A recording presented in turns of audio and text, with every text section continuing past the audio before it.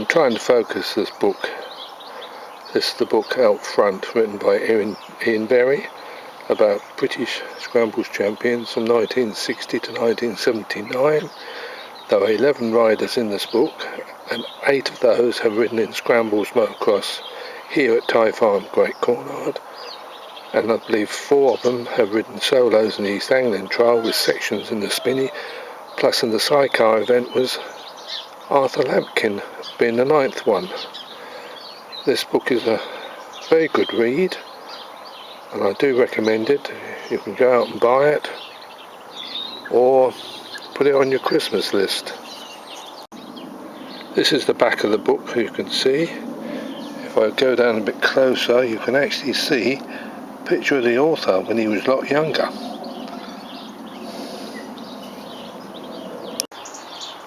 This is the second book Ian Berry has written, Motocross on Air, which mainly features the BBC television scrambles when they came in, 1963 to I've forgotten now, 79 was it, or was it a bit longer? Or was it a bit less even? But it also mentions the ITV scrambles, and particularly there's 3 there mentioned here at Ty Farm, where we had 1962, one for Anglia Television, and then on the 3rd of November 1962 we had BBC Television Scramble, the second one they ever did. And in 1963 another one in the August, we did a one for Anglia Television just before the Sudbury Motorcycle Club ran the Eastern Centre Championships, which was a one-off event in those days. Again, this is a very good read, very comprehensive.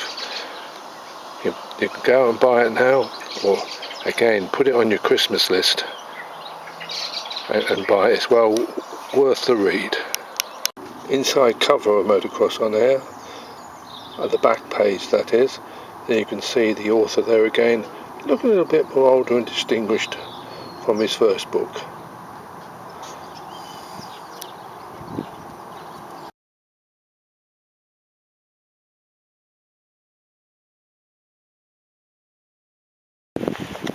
Good morning. Saturday, 4th of October 2014. It's a bit windy up here. I'm at Ty Farm, Great Cornard in Suffolk. The historic Scrambles Motocross Enduro course. Just scanning around, I'm on the first field. Today they're getting the course up for tomorrow, for the 5th and last round of the Dave Berkshire Motorcycles 2 Man Enduro Championship. I can hear shooting over there.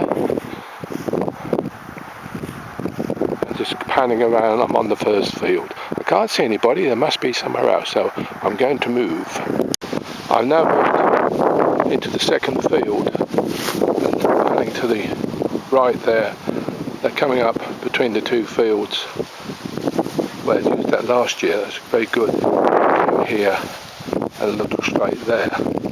I can hear them, the noise. They're down between the 2 fields further down, but I can't see them. But I did see something a bit earlier on. Here, I'm looking across, moving along here, because about here, around this spot here, and I'm sure I've mentioned this before, was the encampment of BBC television vehicles when they filmed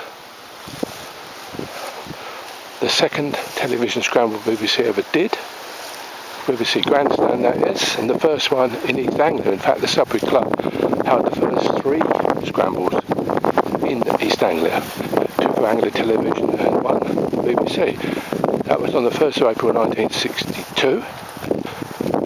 The Anglian one was in August, I think it was September 1962, and again August 1963. Now amongst this lot of vehicles that were here, tucked right in the middle was a blue, yellow on it, ATV. They borrowed it from commercial television because they came from Birmingham. And now looking over the distance there, and if I can pan in, you can see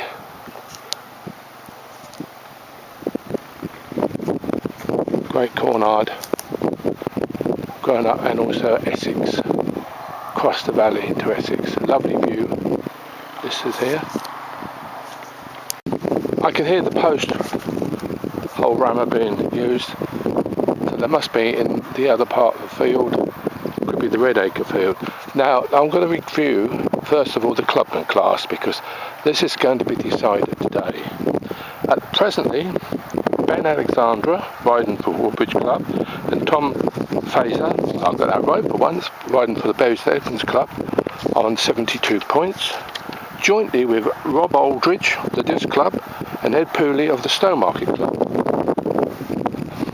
And of the 4 rounds they've done, they both have got 2 wins, then they've got a second apiece and a third apiece, so they are equal in every way. So on the day it's going to decide who's going to win this contest. Jake Gregory and Richard Squirrel on 54 points, 18 points behind.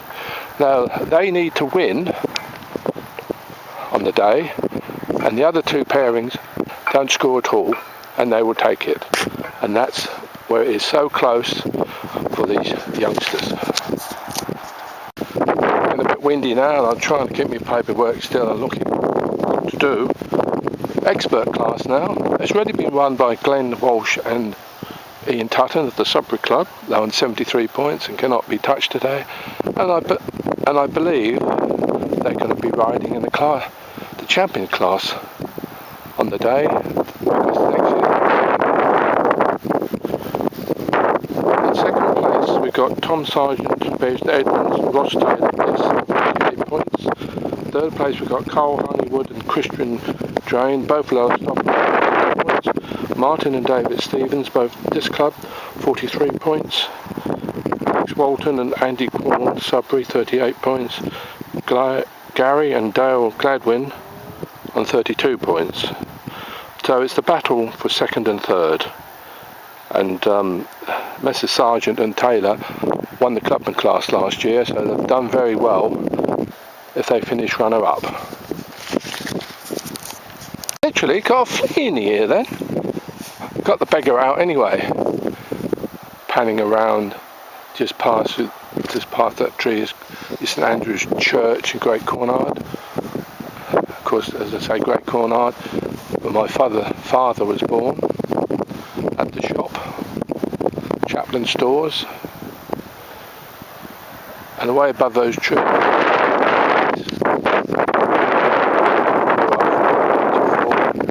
and that's where all the competition work started for the Sudbury Motorcycle Club. Right, now go on to the championship class. Tom Braddock, Lowestoft and James Potter have already won the contest on 66 points. It's the second year for Tom winning it, because last year he won it with Toby Morley.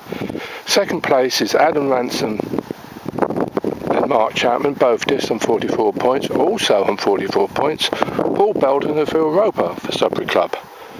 Lee Whitney and Tim Rose on 35 points, but they didn't ride the last 2 rounds, and I think Lee is retired, so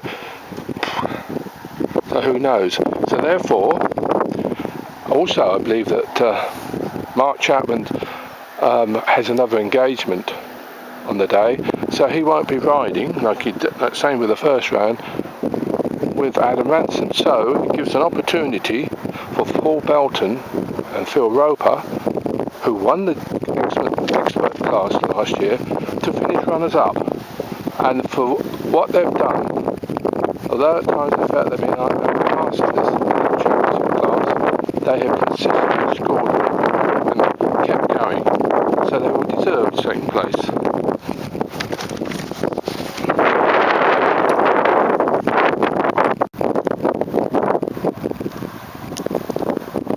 On as far as I can, I don't know if you can see the development there at Great Cornard.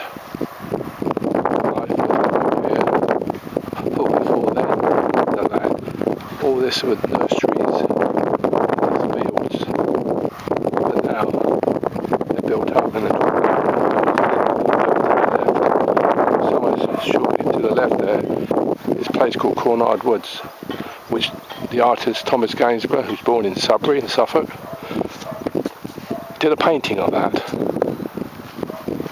And they're wanting to develop around there. Some of the residents, locals here, parishioners, are not happy about it. You can see in the distance there the track, the tape's been put up for the other side of the track. Looks like it's a Craig Roper driving the quad.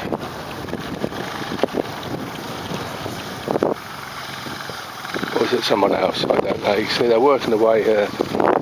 There's another 3 up there, but I think it's young Steve Goddard. Give him the advice to 2 youngsters up there. And he's on film, you can see that. You might see what he's doing, he's all on film. It's Ricky Roper in the blue, vice chairman of the Sudbury Club. Yeah, I'm sure that's Craig. Reminds me a bit of his cousin Stevie.